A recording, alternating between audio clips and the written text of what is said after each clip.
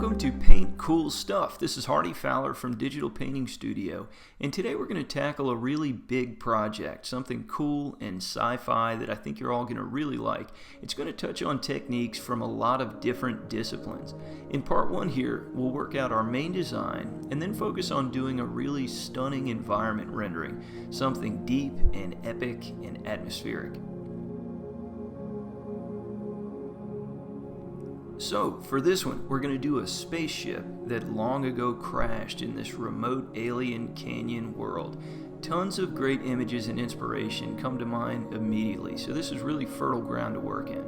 Long forgotten, dusty old wrecks are always cool and evocative, so if we use that and apply that basic idea to some sci-fi style and design language, we've pretty much got a winner of a visual story right away.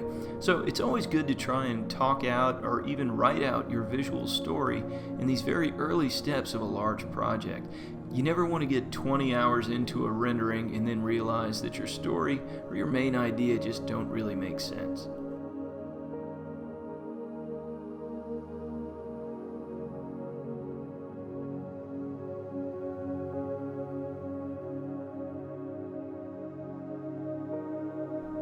So now that we have some of our big picture questions roughly figured out, I've got a rough sketch going. I'm starting with the spaceship since it will be the main focal point and the most difficult design challenge. I'm going with something round and curvy in my design here, and I'd like to have some big engine turbines as the main accent feature. Thinking ahead a bit, I'm going to be showing this ship as old and beat up like it crashed decades ago and it's being overgrown and reclaimed by the environment. I thought it would be cool if we had some bird-like creatures sort of making a home in those engine turbines, so I'm sort of designing around that basic idea. Now remember, with the digital medium, we can erase, transform, distort, whatever you need to do to get the right mark in the right place. It's infinitely reworkable and editable, so never worry about trying something new or strange, since you can always just bend it into place or just delete it if it's not working. The digital safety net.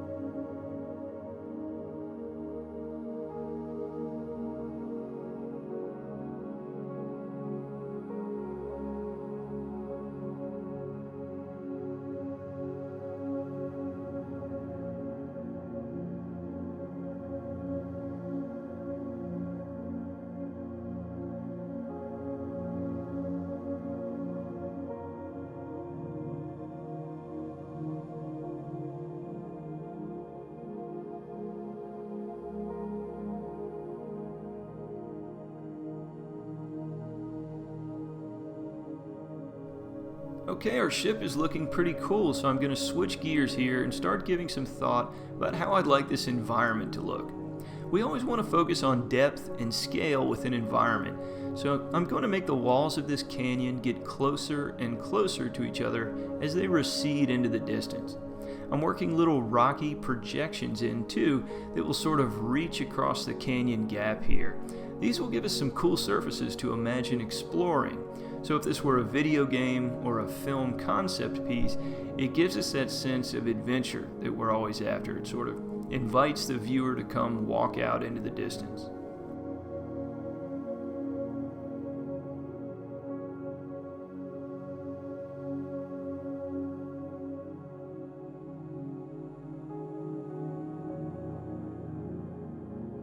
As we refine things, it's time for me to start really paying attention to perspective so that all of the mechanical parts of this ship line up with each other and with their surroundings. So a few quick perspective grids here are all that we need.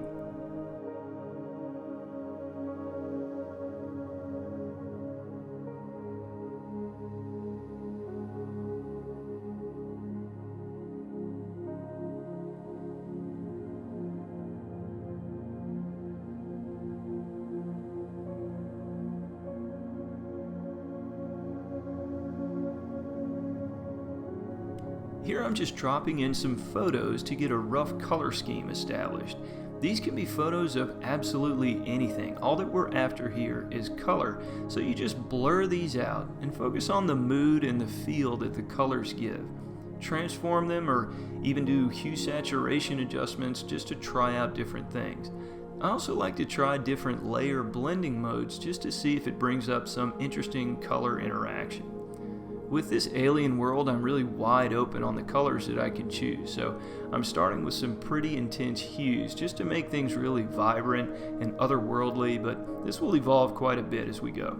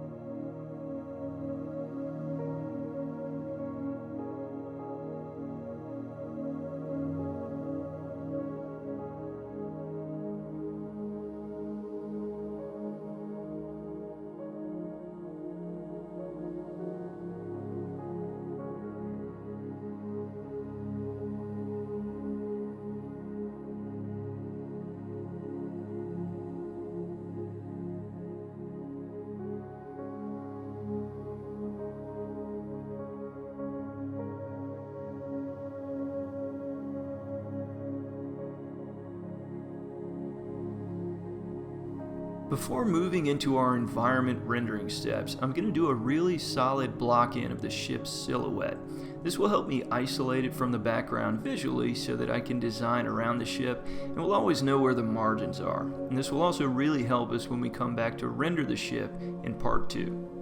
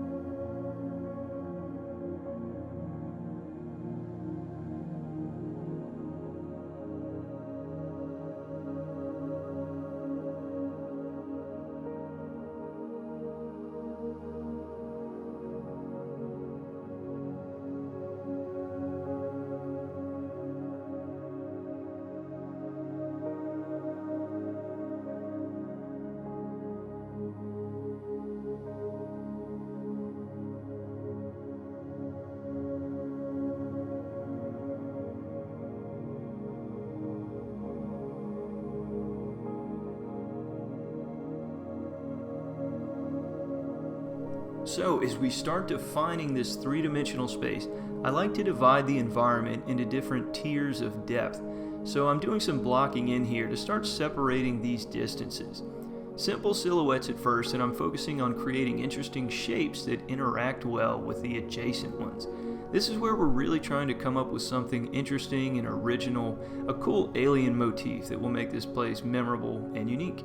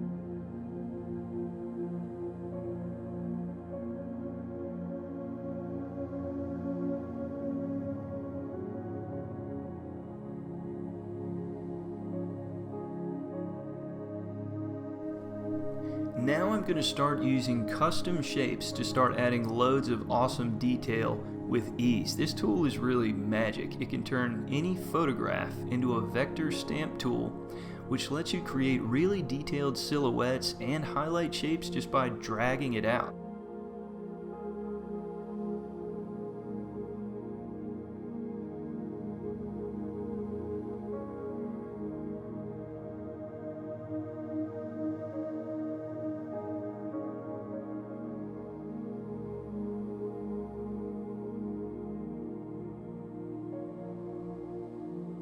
I've developed quite a library of these over the years, and they have been super handy. These shapes are all available to students at digitalpaintingstudio.com, where you can easily make your own from any photo that has a nice high contrast.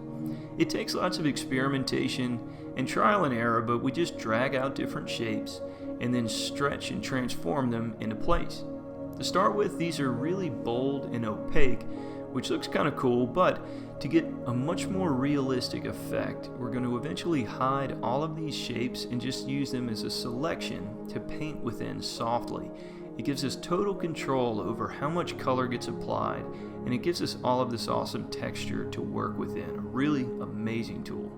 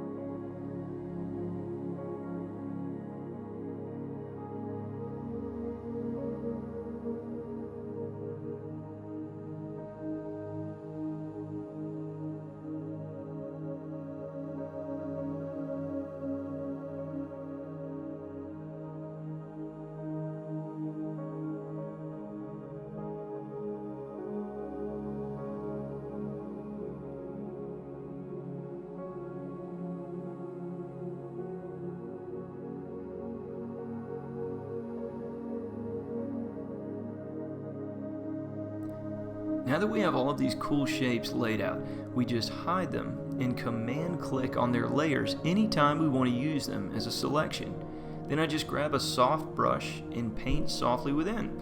I always love this part. It's like we're turning the lights on in our environment and suddenly seeing all of this amazing detail.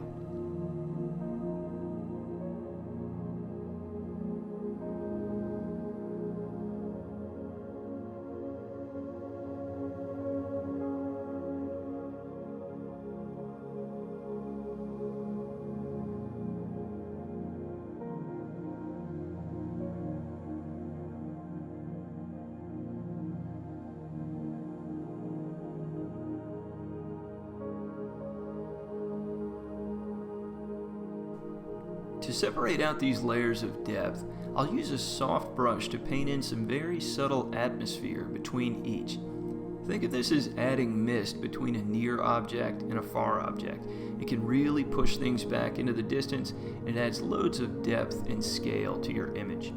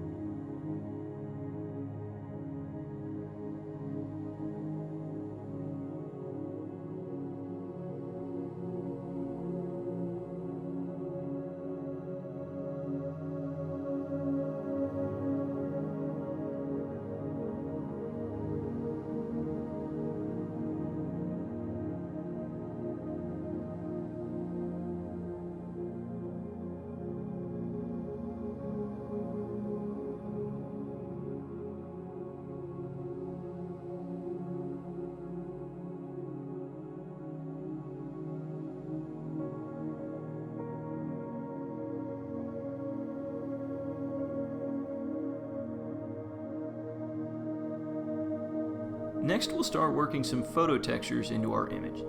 I've pasted a group of free stock photos here into a layer group, and I'll think of these as my photo bank that I can grab cool textures from. Whenever I want to use a photo, I'll just grab it and paste it into the layer group that I'm working on. I'll put this photo into its own layer group, and I'll convert that layer group to soft light blending mode. Just like that, the photo only really shows through its texture, and it lets us see all the cool rendering and color that we've added already. This is a really great way to add loads of detail and subtlety to an image, so I'll be doing that to just about every layer of depth here. As long as we set things up with layer groups set to soft light blending mode, all you need to do is copy and paste, and then you just transform and edit things into place.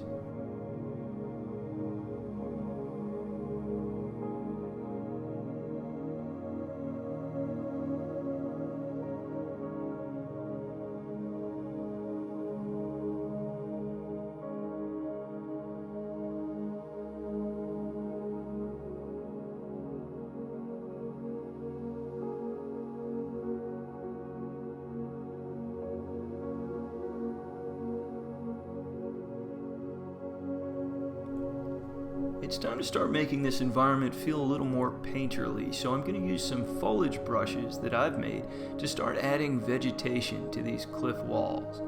I'll start with some dark shapes, and then we'll highlight these later.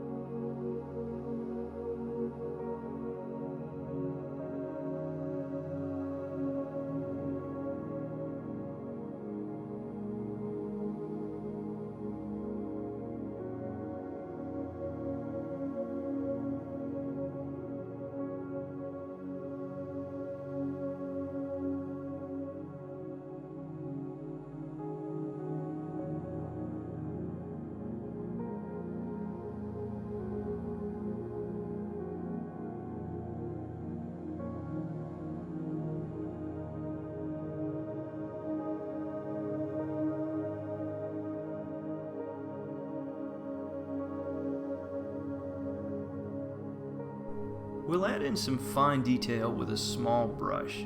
At this phase, I'm going for some subtle details to make this environment feel otherworldly and alien. So I've chosen this kind of coral pattern where we have clusters of shrubby areas but also these long stalks that stick up. It can be helpful to think about how plants are always reaching out for the light, so maybe in this environment where only a little light gets in, these plants need to grow tall stalks to survive. Mostly though, these decisions just come from whether or not it looks cool and if it fits the feel you've already established, and I think this is working well. Very alien and interesting.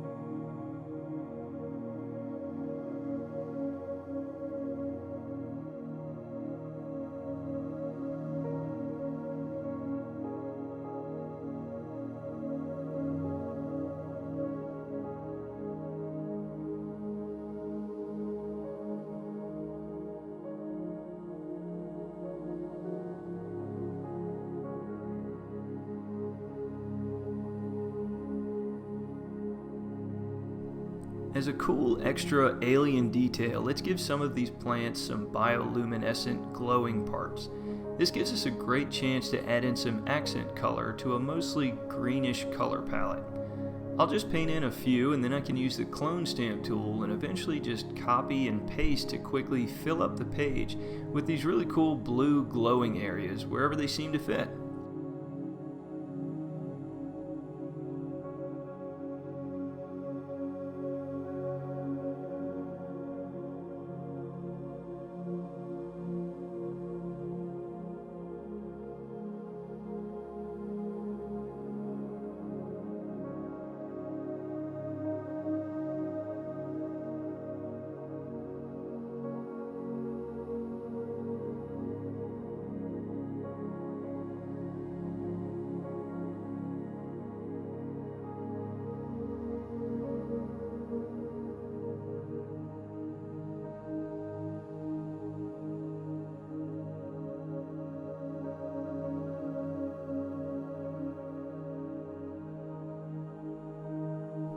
Here's a super cool way to add instant drama with some rays of light, one of my favorites.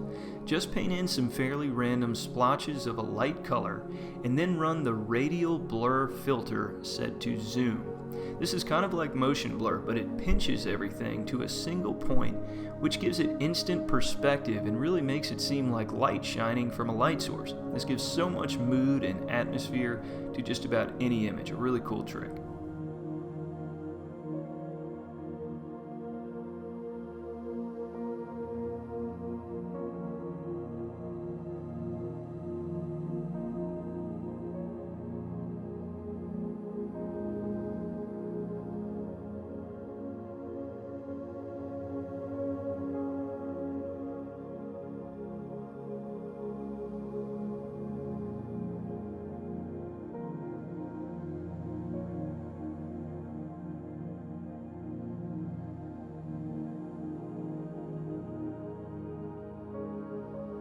As a follow-up to the rays of light, adding some tiny little sparkles of dust really gives that air some volume and even a little bit of movement to your image.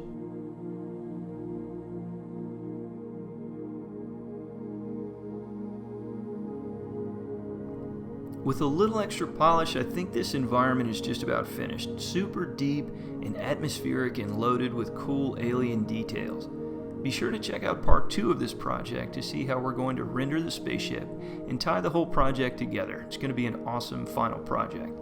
Until then, good luck with your artwork and paint cool stuff.